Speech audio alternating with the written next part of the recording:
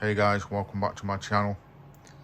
Today I'm showing you the status of the Ftx Kanyon that I've been currently working on for the past couple of weeks.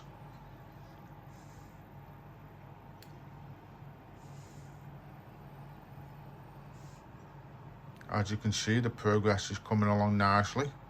We also have the red 2.2 beadlock wheels fitted.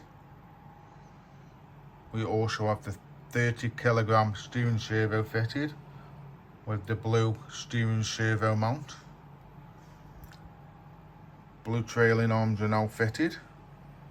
As you can see in there, we have a metal drive shaft followed by a rear drive shaft and blue trailing arms.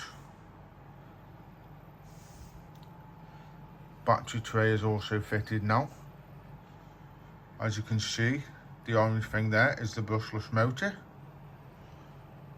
The receiver is mounted down temporary.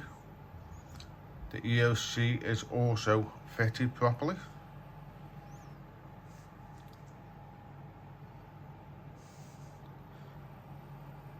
The blue side rails are actually in for paint again, as they marked and scratched by trying to fit previous things. But that's the progress of it so far, guys.